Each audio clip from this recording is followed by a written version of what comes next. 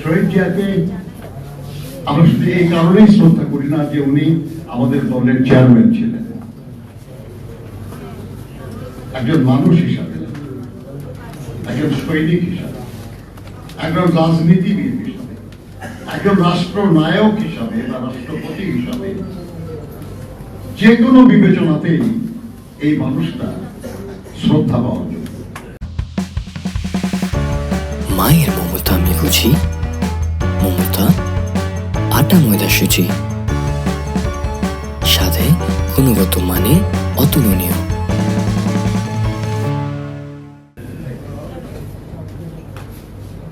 আমি যে কোনো একজন নাগরিকের জন্য সবচেয়ে মর্যাদার কি বিষয় হতে পারে?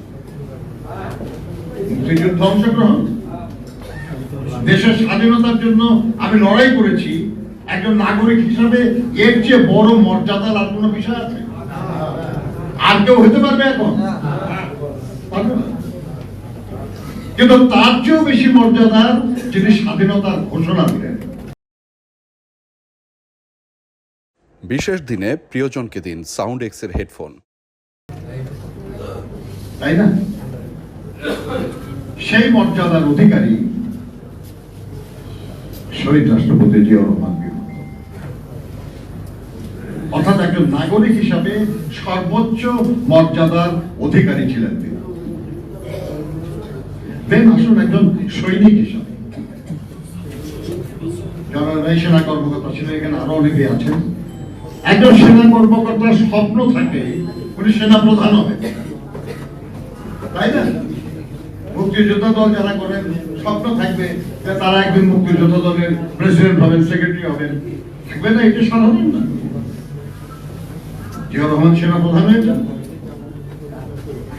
এবং সেনা প্রধান শুধু হন নাই, সৈনিক এবং কর্মকর্তাদের শ্রদ্ধার আসনে বসেছেন তিনি সেনা প্রধান। সব সেনা প্রধান এত মর্যাদার অধিকারী হয় না, সেটা হয়েছে। তিনি রাষ্ট্র পরিচালনার দায়িত্বে আসেন। আমি বলি বাংলাটা ঠিক এরকম যে 1975 সালের 7ই নভেম্বর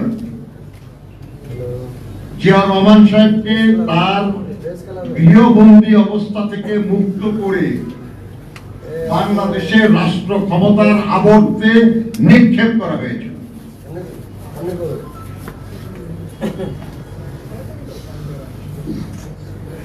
ব্যাপারটা বোঝার চেষ্টা করুন। উনি তো রাষ্ট্রের দায়িত্ব নিতে চান নাই, উনি তো বন্দী হয়েছিলেন। উনি বরঞ্চ দরখাস্ত করেছিলেন যে তার পেনশনটা যেন ঠিক মতো দেওয়া হয়।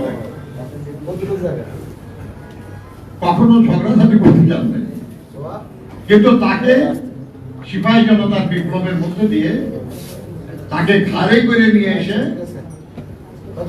দায়িত্ব দেওয়া হলো যে আপনি দেশ চালাবেন।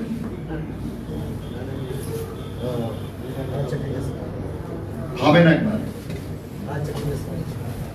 যে তিনি তাকে যখন এই দায়িত্বটা দেওয়া হলো, তখন বাংলাদেশের অবস্থা, আপনারা তো মুরব্বীরা যারা আছেন তাদের তো মনে থাকার কথা যে সেই সময় বাংলাদেশে কোন সংসদ ছিল না, জাতীয় সংসদ বাতিল করব, কোন মন্ত্রিসভা ছিল না,